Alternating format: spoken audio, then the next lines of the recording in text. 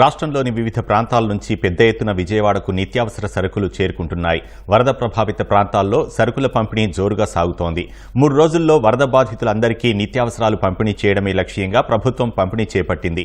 విజయవాడ చేరుకుంటున్న నిత్యావసర సరుకుల వాహనాలను BRTS రోడ్లో నిలిపారు. అక్కడ నుంచి వరద ప్రభావిత ప్రాంతాలకు ఇంటింటికి రేషన్ పంపిణీ వాహనాల ద్వారా నిత్యావసరాలను పంపిణీ చేస్తున్నారు. మరింత సమాచారం మా ప్రతినిధి కనకారావు అందిస్తారు.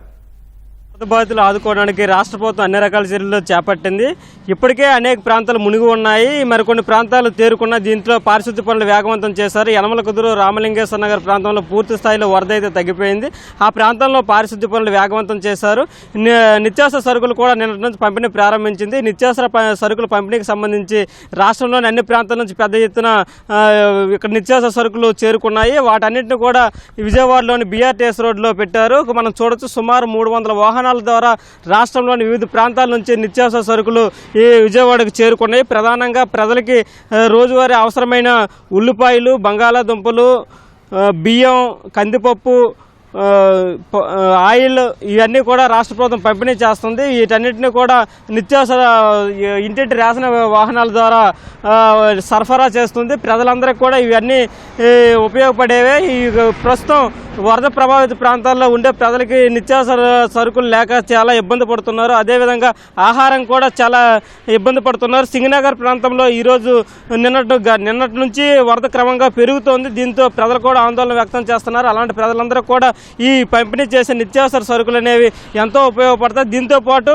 ఆహారం కూడా ప్రభుత్వం పంపిణీ చేస్తుంది. ఆహారం, మంచినీరు, పాలు, బిస్కెట్లు వీటన్నిటిని కూడా వరద ప్రభావిత ప్రాంతాల్లో పెద్ద ఎత్తున పంపిణీ చేస్తుంది. అలాగే పారిశుద్ధ్య పనులకు సంబంధించి వరద తగ్గిన తర్వాత పారిశుద్ధ్య పనులు కూడా రాష్ట్ర ప్రభుత్వం వేగవంతం చేసింది. దాంతోపాటు ఈ నిత్యావసర సరుకులు మనం చూడొచ్చు, ఈ రాష్ట్రంలోని వివిధ ప్రాంతాల నుంచి పెద్ద ఎత్తున బియ్యం కానీ ఇవన్నీ కూడా తీసుకొచ్చిన పరిస్థితి. దీనికి సంబంధించి ప్రభుత్వం కూడా నిన్నటి నుంచే నిత్యావసర సరుకులు అనేవి ఇంటింటికి వెళ్ళి పంపిణీ చేయడం జరిగింది. ఇంటింటికి రేషన్ పంపిణీ చేసే వాహనాల ద్వారా ఈ పంపిణీ అనేది వేగవంతం చేస్తుంది. ఇప్పటికే కొన్ని ప్రాంతాల్లో పూర్తి చేసింది, మరికొన్ని ప్రాంతాల్లో పూర్తి చేయాల్సి ఉంది. మనం ఆ వాహనాలకు ఇంటింటి పంపిణీ చేసే వాహనాలు కూడా ఉన్నాయి. ఈ వాహనాల్లోకి రాష్ట్రంలోని వివిధ ప్రాంతాల నుంచి వచ్చే వాహనాలలో వచ్చే ఏవైతే సరుకులు ఉన్నాయో ఆ సరుకులన్నీ దిగుమతి చేసి ఆ వాహనాల ద్వారా ఇంటింటికి ప్రతి వీధికి వెళ్ళి పంపిణీ చేసే కార్యక్రమం రాష్ట్ర ప్రభుత్వం వేగవంతం చేసింది. అయితే సింగనగర్ ప్రాంతంలో వరద ప్రభావం ఇంకా ఎక్కువగా ఉంది. క్రమంగా నిన్నటి నుంచి పెరుగుతుంది. కాబట్టి ఆ ప్రాంతంలో పూర్తి స్థాయిలో నిత్యావసర సరుకులు పంపిణీ చేసేందుకు మరి కొంత సమయం పట్టే అవకాశం ఉంది. రాష్ట్ర ప్రభుత్వం అయితే 3 రోజుల్లో పంపిణీని పూర్తి చేయాలన్న లక్ష్యంగా పెట్టుకుంది. ప్రస్తుతం మనం ఇది BRTS రోడ్లో ఉన్న పరిస్థితి. నిత్యావసర సరుకులన్నీ కూడా విజయవాడకు చేరుకుంటున్నాయి. ప్రజలకు ఎలాంటి ఇబ్బంది లేకుండా రాష్ట్ర ప్రభుత్వం అన్ని చర్యలు చేపడుతుంది. పారిశుద్ధ్య పనులు కూడా వేగవంతం చేసింది.